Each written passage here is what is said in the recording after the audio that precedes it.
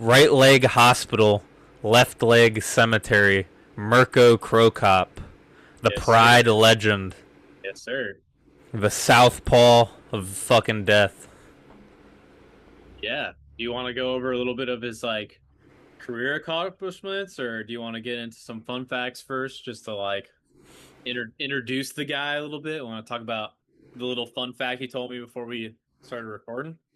Yeah, so I guess we'll just like flow with it, but yeah, Logan didn't know this, and it's kind of an interesting fact. So Mirko Cro Cop's real name is Mirko Filipović, and the name like given to him Cro Cop is literally just like an abbreviation for Croatian cop, because he was like a what it I don't he was like some sort of cop, but if you want to get into the details, it was a motherfucking Was he like, Croatian anti-terrorism police yeah, yeah, lead on like some squadron or something. So yeah, yeah, he was like, yeah, sergeant? I think from things like hearing like the Joe Rogan clips from like way back in the day when he had like his LA studio and stuff.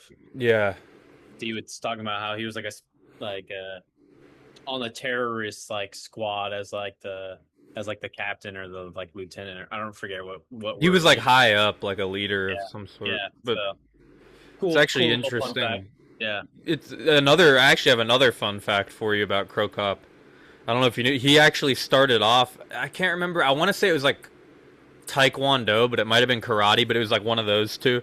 But he started off doing Taekwondo or karate first.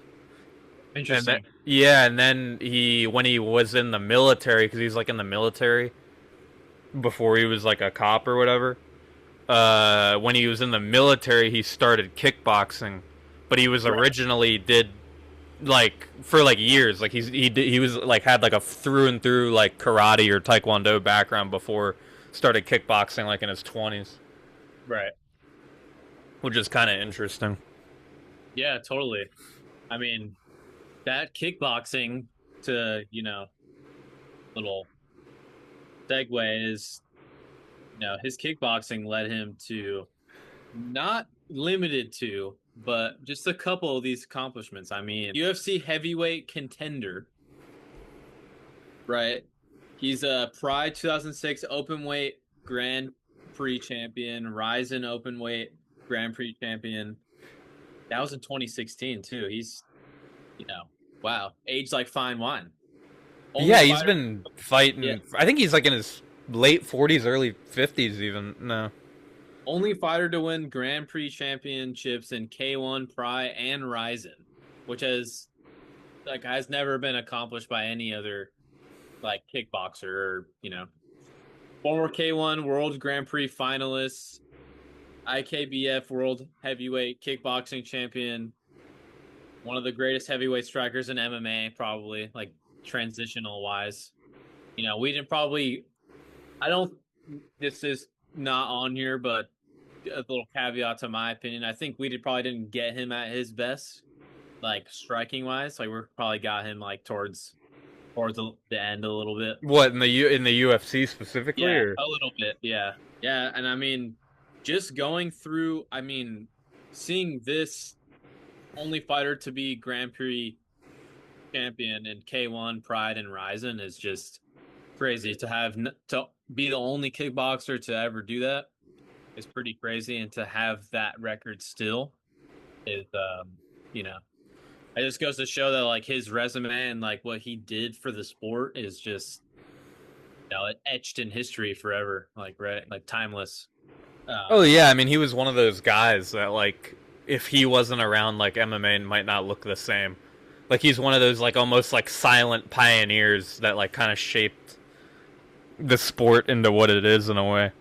Um, yeah, but yeah, he has 5 wins and 6 losses in the UFC. So I thought he only had 2 fights in the UFC, but he has like 9, I guess, or what, 11 fights in the UFC.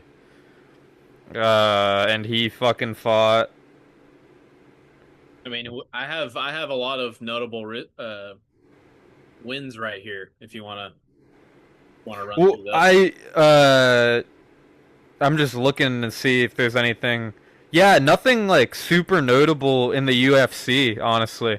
Like he lost to Frank Mir, Brendan Schwab, and Roy Nelson. In I mean, those were all top heavyweights at the time, but yeah, yeah, and this was what, 2011.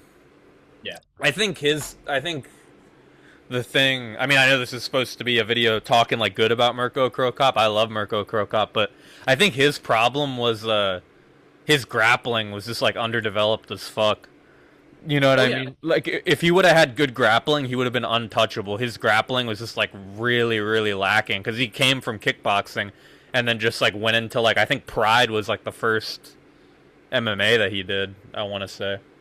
yeah. I mean, speaking about that a little bit, I was watching The Ultimate Fighter today, and I was hearing one of the fighters be like, "Yeah, for this fight, like I'm not really worried about what he can do. Like I'm training what I can do.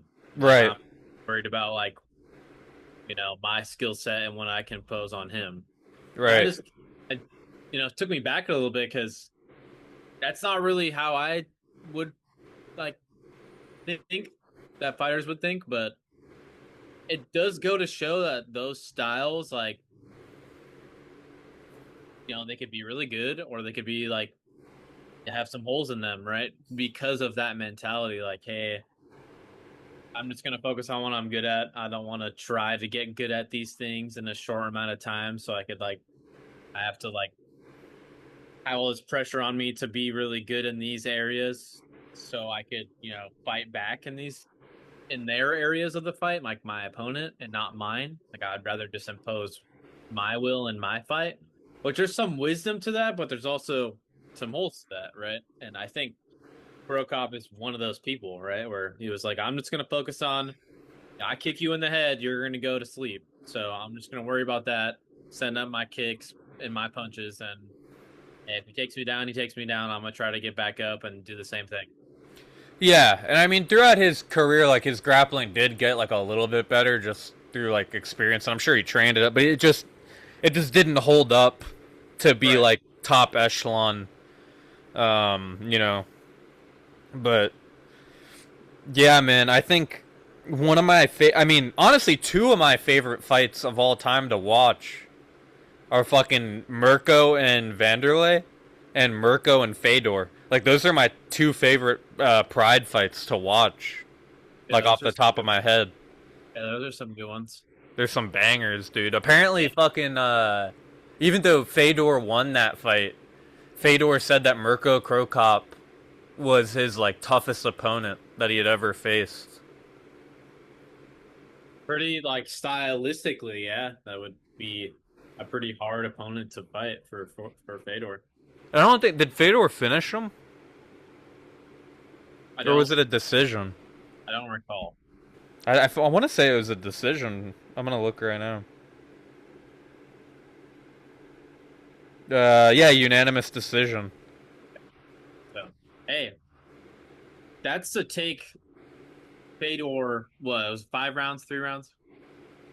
Okay. Three and Yeah, to take Fedor 3 rounds and to win on a unanimous decision against Fedor is pretty impressive. I'm not gonna lie. yeah, and I'm looking right here. Where's Mirko? So that was on that. So that was on like 10 year. Fedor's like 10-year undefeated reign, obviously, and that was only of those like 10 years that he fucking was undefeated. Only one, two, three, four. Only like four of those fights went to decision. The rest were finishes. So that Yeah, motherfucker was finishing like everybody. right. And we were just talking about Fabricio last episode. Like to be the guy to break that streak is just insane. With like a fucking you said It was a it was triangle a arm armbar in the first right. fucking round in like Yeah. within the first minute. Not even Dry, the first dude. round, the first Yeah. minute, bro. Dry as hell. One of the best jiu-jitsu guard players at the heavier weight classes. Uh, Super accomplished jiu-jitsu guy gets you dry in an arm triangle arm bar. You're cooked. Yeah, dude. But I mean, And let's go over some of his biggest wins. Defeated Vanderlei Silva by a devastating head kick. He just absolutely kicked his head off that one. Defeated Josh Barnett a couple times. Defeated Mark Coleman. Defeated Kevin Randleman. Which that's actually Kevin Randleman, bro, is pretty fucking impressive for a guy like Mirko with zero fucking wrestling to beat. Like, it's like, because at the time, dude, Kevin was so big. He's so big, dude. Like, and he was yeah, and he was fucking he was slamming everyone, dude, and like, fucking the fact that, like, because, huh? He was knocking people out too. Yeah, well, that's like, at the time, I would say that Mirko was like probably the best, one of the best, if not the best striker of like the heavyweights at that time. And there wasn't like a whole lot of like even you look at like Vanderlei Silva fighting Mirko, like there's like zero technique there at all. Like, I feel like Mirko was like one of the like first like technical strikers back then. And Yeah. but the fact that so it's like, yeah, obviously Mirko's gonna beat like 99% of people on the feet because he was like one of the only people that had like legitimate like technique, really. But fucking the fact that he beat Kevin Randleman with virtually no grappling at all, I think is like more impressive than anything else. Totally. And watching those old prides, like, I love those pride fights, and so Me too. I'll even watch like the in between, like, Boss Ruin talking to like whoever's the color commentator, and you know how they go backstage and used to interview the guys, and like Evan used to just like seeing him walk in the ring with his opponent, like he looked like two people bigger than his opponent. Like, Well, he's just a ship brick house. And to be able to like outstrike him and to be able to like deter him from getting off his game plan is pretty impressive. Like, no, Kevin Randleman was scary, dude. Yeah, he was so big and so tough. And he was short. Yeah. He was only like 5'10", I think. Yeah, dude. That dude was a monster. Yeah, but like I'd say, dude, like I'm gonna look up how, because I think he was pretty short, but like someone that's actually built, like actually like big, but like short, to me is like scarier to fight than someone who's like big and tall. Like, if you're actually like built like that and you're like shorter, like I'd rather fight a guy who's fucking like your same weight but taller. Because like if you're short and compact like that, bro, yeah, he was 5'10", bro. Yeah, it's insane. And he walked like, what do you walk in the cage at, like 240 or some shit? I don't even want to know. His legs alone are probably like 200 pounds. But yeah, he to go over more. Oh, he 205. Dude, no fucking way, bro. He was way too big to be 205. I don't even care if he was short, dude. He was like a gargantuan. There's no way to be 205. But to go back to Cro Cop's. Sorry, we're all over the place here. Yeah, he beat Igor Vovchanchin, defeated Pat Barry, and he submitted Pat Barry after several knockdowns. Huh. Yeah. Interesting. Yeah, defeated Pat Barry by submission after getting knocked down. I think I remember watching that one. Yeah, Pat was just fucking throwing him like he usually did. And then he avenged his loss against Gonzaga with a TKO. Because you remember how Gonzaga fucking knocked him out with a head kick? Right. Respectfully. That's probably one of the craziest knockouts I've ever seen, dude. Like, when I first got into the UFC, and I was watching those, like, the UFC knockouts that always get played on, like, those video, like, those KO compilation videos, like, bro.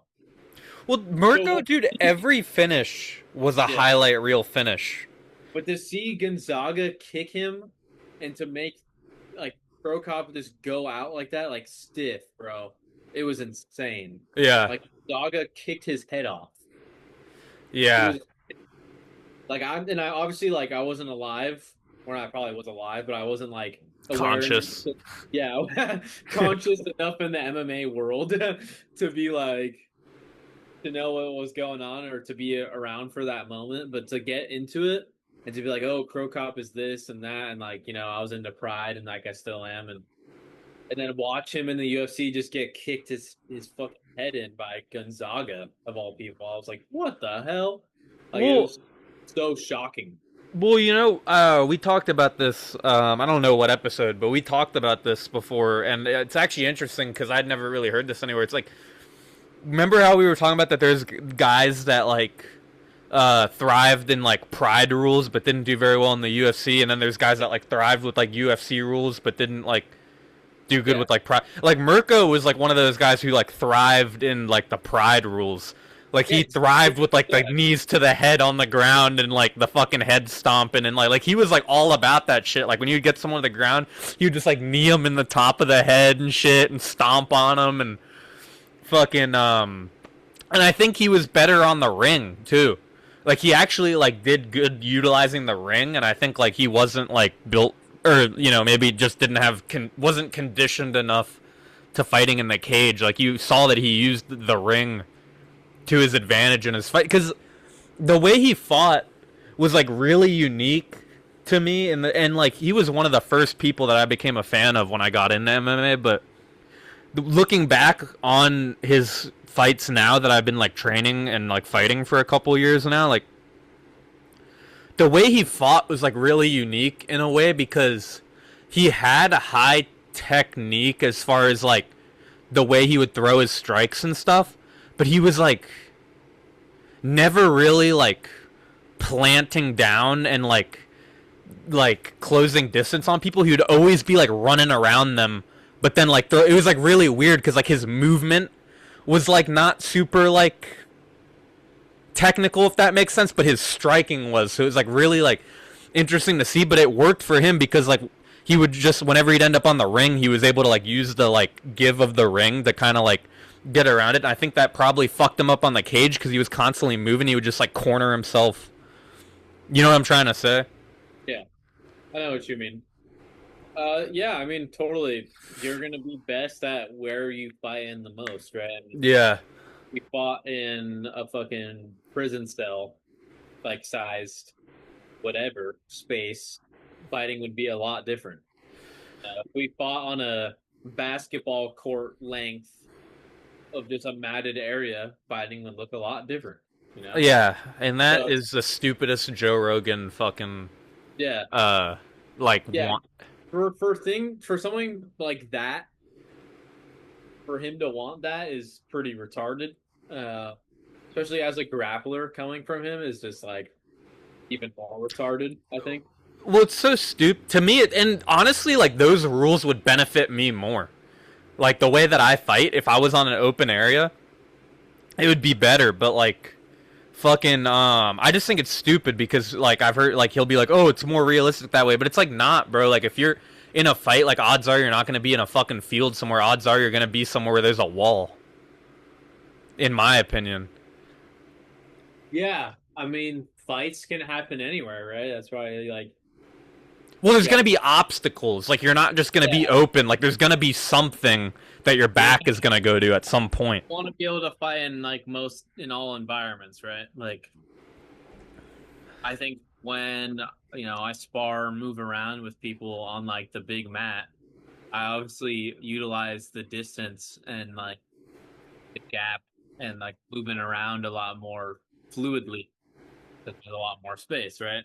But if we were like in a condensed space or even like in a cage or in a room, I would be fighting a lot different, right? Like even in this room, like I fucking around with my friend who's always trying to like jab me and Yeah. shit.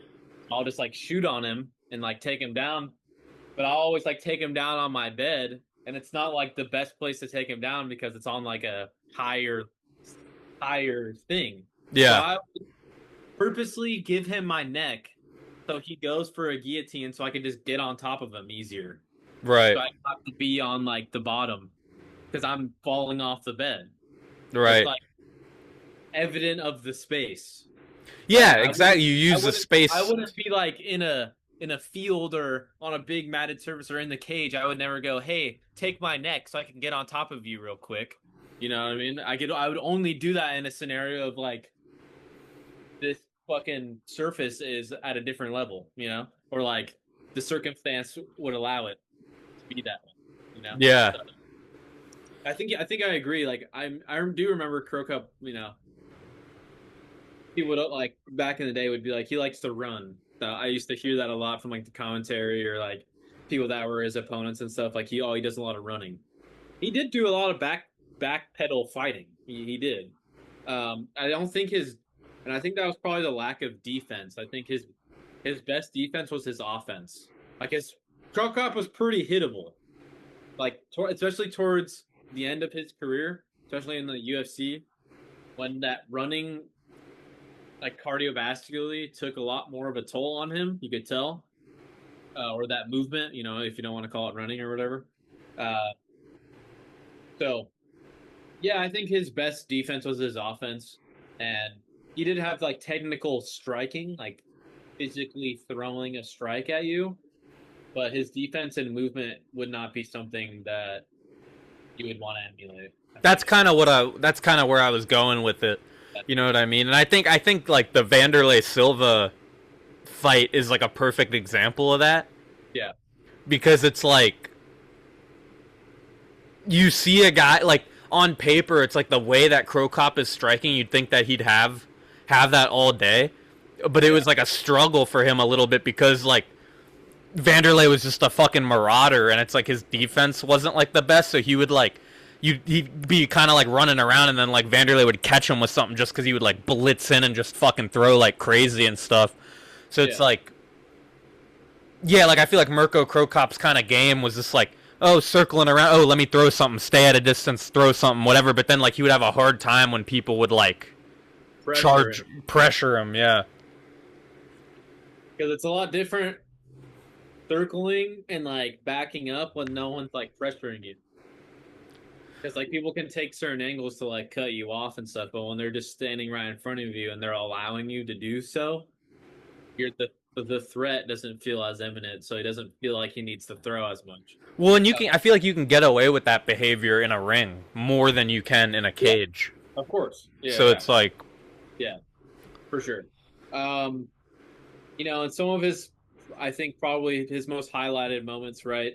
You know, not to like run through them quickly, but you know, let's run through the first one a little quick. The left high kick. I mean, probably one of the most valued weapons in the early stages of MMA, like in the 90s and 2000s. Like, arguably, probably one of the best weapons of all time. Um, just like if you were to cut off his left leg and like screw it to you, that it would be dynamite every time. Because I I mean, if you mean, hit that thing, you were going to sleep. yeah, I mean, there's no conversation of Mirko without his left high kick. Like you Exactly. bring up Mirko, you like that's like the biggest part of it. Yeah. Like And it's I like mean, he touches you with that, you're done. and his opponents would always fight with avoidance of that left side like all the time. And like, you know, he's produced probably some of the best, you know, head kick knockouts of Of all all time. time, Yeah. 100%. So I mean, not to just glaze that over, but without a further to do, I think a little bit bigger than that is like the Pride Grand Prix Championship. You know, it was 2006 open weight. You know, defeated Vanderlei Silva. He defeated Yoshida. He defeated Antonio Nogueira, Josh Barnett.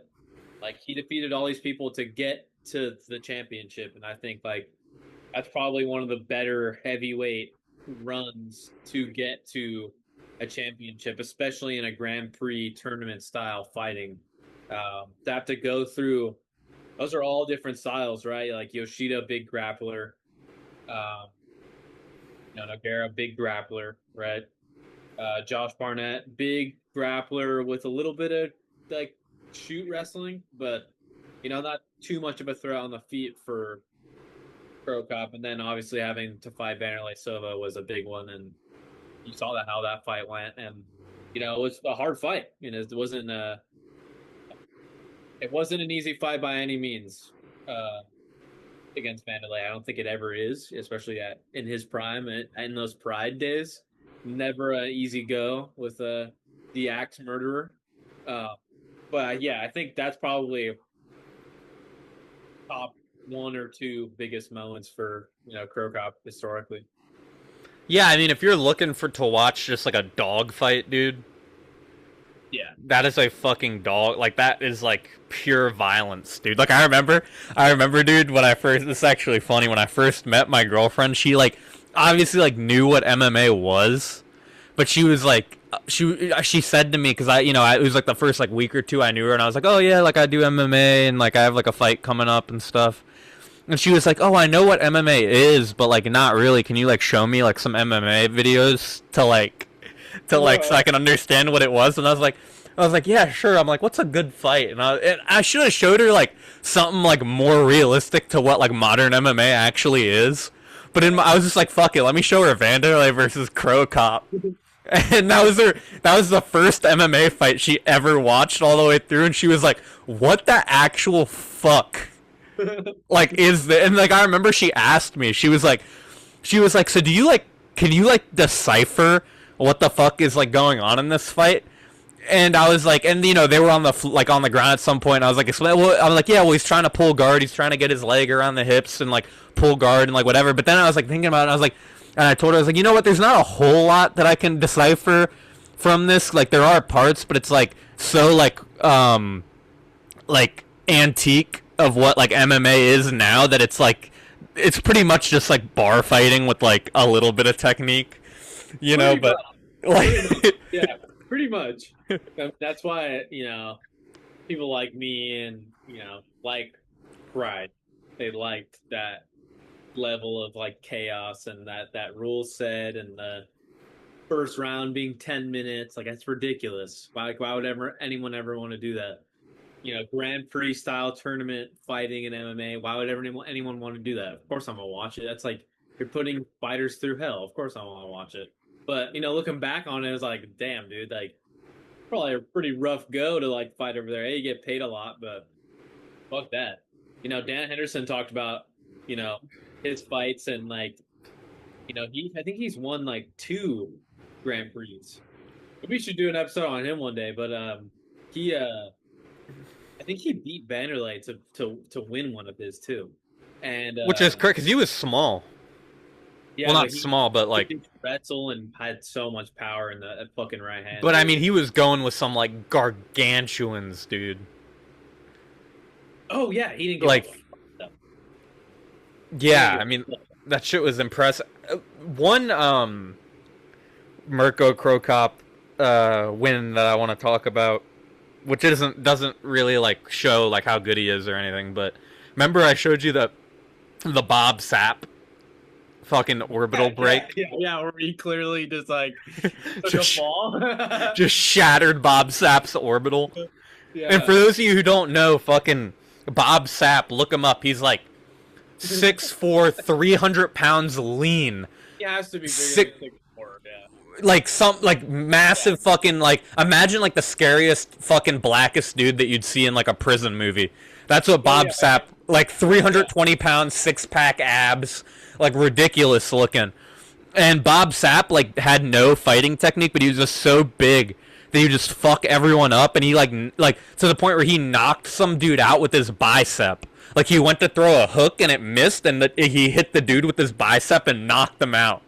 Like that, it's like that type of shit. So anyway, he's like on like a run, and he goes to fight Mirko Cro Cop, and he's like thinking that like he's just gonna like size bully Cro Cop, but Cro Cop was like the first dude that he went with that had like legit striking technique, and Cro Cop just hit him with a left hand and shattered his fucking orbital. And dude, Bob Sapp, like when he gets hit and Mirko breaks his orbital, dude, Bob Sapp looks like a newborn baby, like crying, dude. Like the face that he makes, he's just like, ah! and he like drops to the fucking floor. And after that fight, Bob Sapp was so scared of getting hurt again that he would just throw all of his fights within like 30 seconds. Like he'd get hit once and just drop. So funny. I fucking love that story every time. But I mean, yeah, that's just one of the notable wins that, you know, Cro Cop has to like a feather in his cap, right?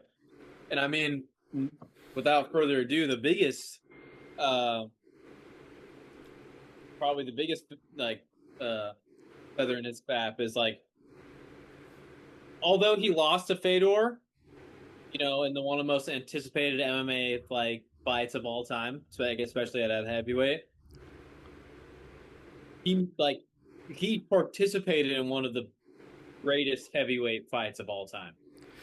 Well, that and he gave two to tango, like to be an adversary, to, you know, have the trajectory of the fight go the way it went from Fedor and Cro Cop is just, you know, that's why they do Hall of Fame, like the UFC Hall of Fame for like certain fights, and that fighters that probably won't make the Hall of Fame without it, because it's just like, dude, the performance that you put on and the guy, like the heart you guys showed in the ring, like has to be accounted for something, and like that's kind of what this is for the Fedor fight, in my opinion. Like to be able to be a part of one of the greatest like heavyweight fights of all time in MMA is like,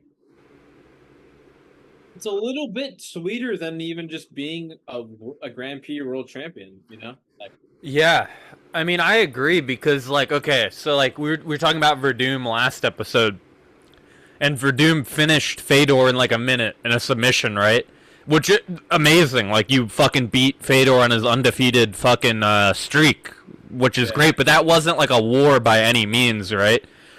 But, like, even, like, Fedor admits, like, even though Mirko didn't beat Fedor that night, that was like the biggest war that Prime Fedor was in.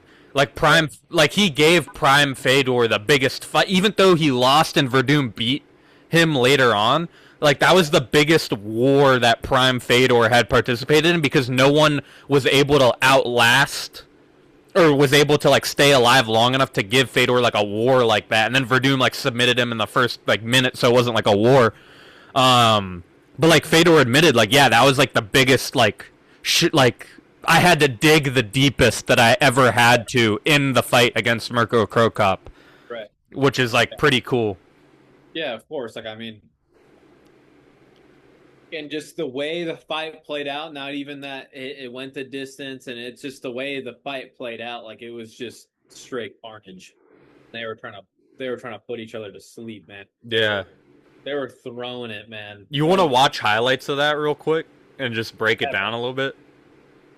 Just throw it on, bro. We don't have to break it down. Yeah, just throwing it, dude.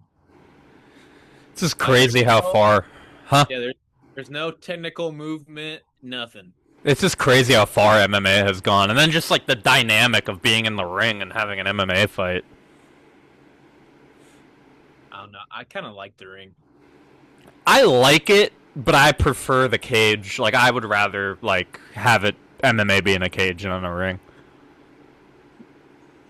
I feel like it gives it more of an even playing field if you have a ring. Well, for strikers, maybe. For a grappler, too. I think the cage helps a lot. I think it can help, too, more than people think. Yeah, the cage is huge, dude. It changes, like, the whole dynamic. So I'm saying, so wrestlers can't use it to back up against the cage, and then, you know, strikers can't use it as, like, a way to get up. Yeah, to hold you there with their strikes. Yeah, but, I mean, a lot of it is, like, wrestlers have that trouble holding people down up against the cage because they can just, like, nudge up against the cage and like walk up it pretty much. Yeah. But you see how like Cro Cop is constantly circling and constantly moving. Even when he's throwing his strikes, he's still moving. Like he never really plants himself too much or never really like goes forward. He's kind of. I don't think his defense was very good. No, yeah, it wasn't the best. Yeah, I don't think his defense was very good. Well, his defense was all not being in Blasted range. kick. He blasted Fedor with that Yeah. kick. Yeah, this is just high level right here. I mean, he's good at evading, but ooh. Yeah, those hurt. Well, that's what I'm saying. That's what his defense was. His defense was evading. Yeah, which isn't much, dude. No, it's not the best playbook for sure. Well, if his movement was more technical, like if he, oh shit, coming out the ring. But yeah, I mean, I yeah, I don't know. I don't think being the guy to never plant your feet and to always be circling and fighting off your back foot, one, that's just really tiring cardiovascularly. And two, you'll never get like enough power on your strikes. Like imagine if Cro Cop just planted his feet and like fought people in the pocket. Like imagine how much more destructive he would have been. Oh yeah, dude. You know? For sure. So I think it also could be a mental thing too, like he didn't like getting hit.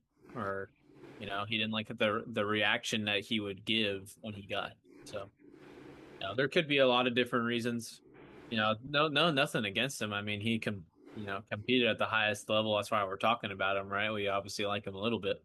But I think that was just like a major hole of his, right? Yeah. Consistent circling, which doesn't do anything for him.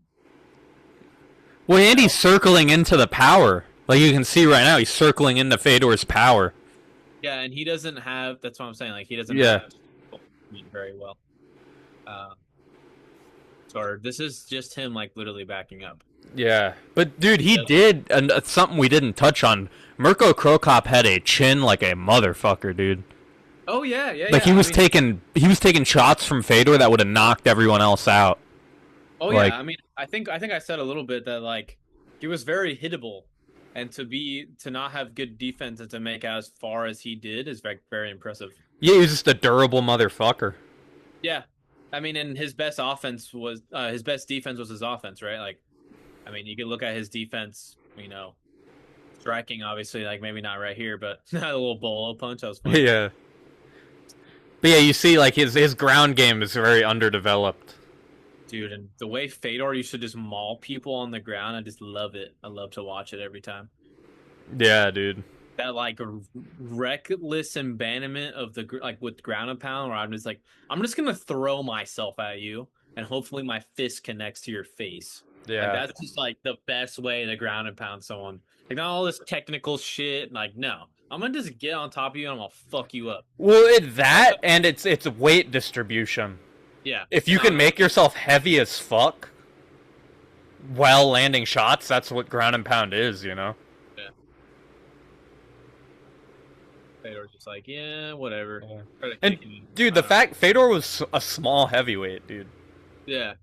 Like, but very small. Scramble like a mug. Yeah, dude. Dude could move. He had like cat-like agility, bro. Yeah, he had that like burst. He had that like that fast twitch like fucking Yoel Romero or some shit. Where like Yoel sitting there against Chris Weidman doing the little like lull with the lead hand and just boom fucking flying knee out of nowhere. Yeah, dude. Dude, we should do an episode about Yoel. That'd be a good one. There's actually a good story of. Is timeless. Oh yeah. Dude, he's still beating people in RAF. Like, what the fuck, man? The machine. Insane, dude. Had to get his neck fused. Like, bro, insane. Which I think low-key helped his chin a little bit. That's what they say, because he didn't have that snap. He was just, like, locked in, you know? Literally, bro, his fucking traps were connected to his head. Yeah. Like, his head looks so weird. Because his neck is, like, fused to it. It's, like, weird. Yeah.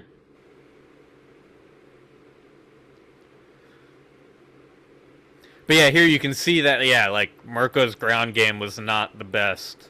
You know, he's kind of just, like, sitting in guard, trying to, like, you know, kind of do up kicks and push him off that way. But it's like, when he's, like, has Fedor in his guard, he can't really do too much with it. Yeah. Which, I mean, it is Fedor, but, like, still, it's like Mirko Cro Cop just didn't have a developed ground game. Yeah, I mean, I don't know if we have to watch anymore. It's pretty much what went on for a lot of the rest of it. I mean, Cro Cop gets up a couple times. There's a couple more exchanges, but that's kind of how Fedor played out the fight.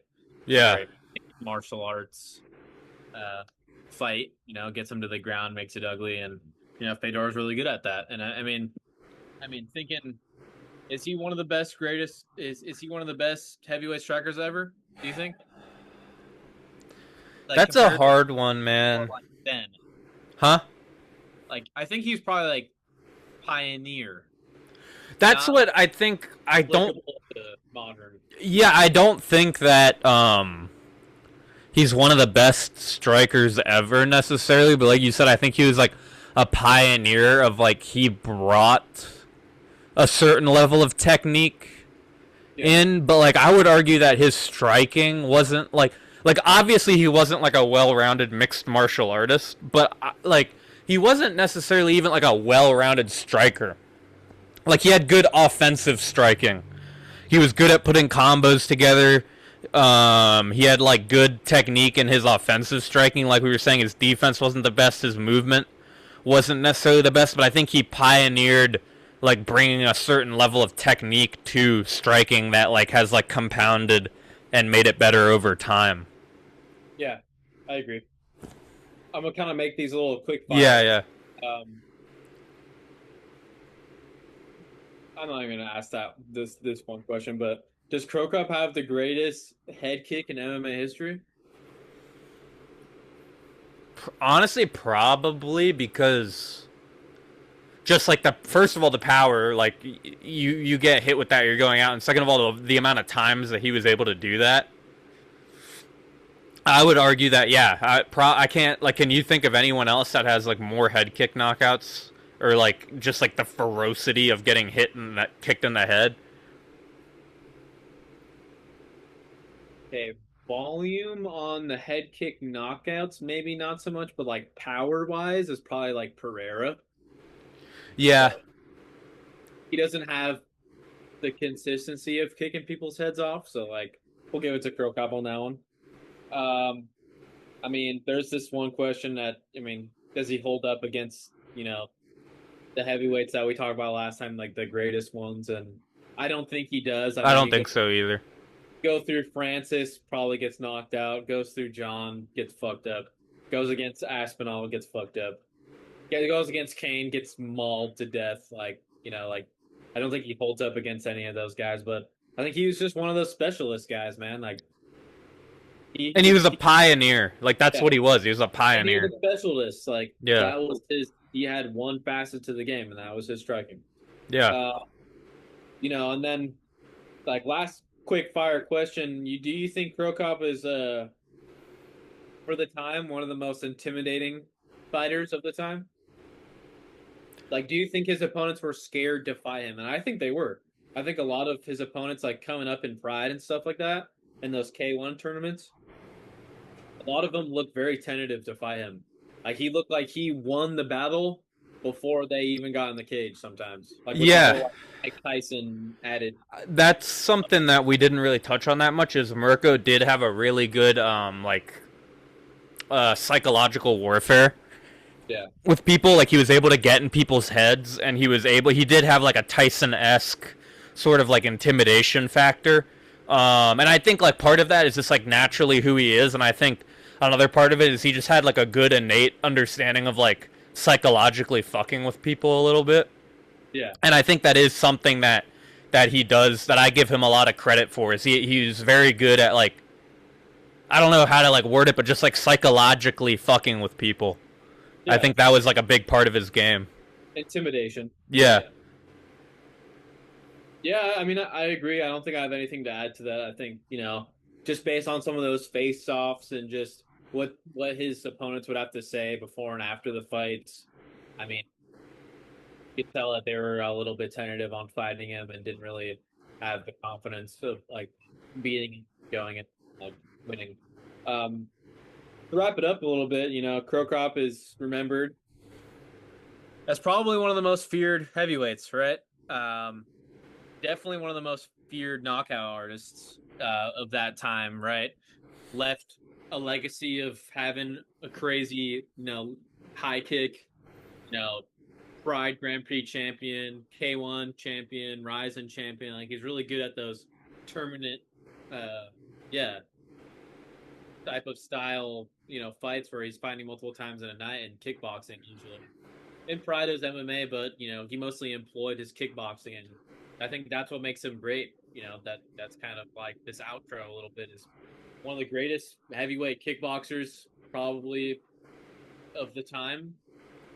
As a pioneer, maybe not now. Like I don't think maybe his style doesn't translate super well to today's MMA, but for the time he definitely like laid the foundation of what it was like to have a well, accomplished and high, you know, accoladed kickboxer to go into MMA and like see how they do. And he kind of forged that path for those kickboxers. So that's why we made this video today. I think he's probably a pioneer in that regard of getting kickboxers to come over to MMA and like being that like, oh, I mean, if Cro Cop could do it, I could do it. Like that kind of that like leading that example for those people, like especially those European kickboxers. So Yeah, for sure. Yeah, I mean, I think this was a fun little video. Fucking yeah, me and Logan just have had the idea to kind of just go over some of these like OGs and like kind of just like talk about and bullshit and just like go through their career a little bit. We just did one on Verdum, so if you guys want to check that out, definitely check that out. And then we just had a little pod with our one of our favorite guests, Harvey. So check that out as well.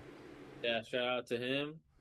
He posted it on his story. Go follow him at Harvey Writings on Instagram. And yeah, man, I really look forward to doing more of these and maybe having some people that already had interviews with us like come back and have some like reoccurring content and like look forward to doing this more often with you, dude. Yeah, me too, dude. Yeah, What? this was a fun episode to make for sure. Yeah, it was. It flew by. Who do you think we should do next?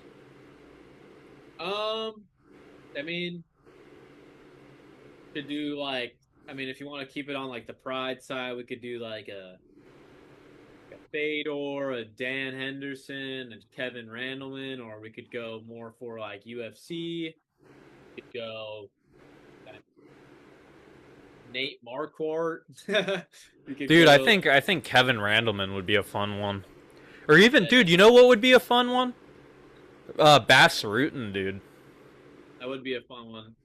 I like a lot of those like people that translated from Strikeforce over to the UFC. Even the WEC guys, we could do that. Like the little smaller guys. I mean, some of those dudes have like. I mean, a lot of them are in the Hall of Fame now, but a lot of them didn't get their recognition. When they were fighting. So cool to do those, and we could do whatever, dude. We could do current, UFC legends. We could do ones that are not really known. We could do all over. I don't mind. Yeah, me either. So yeah, stay tuned for that. We'll have another one next week, and hope you guys enjoyed. All right, peace.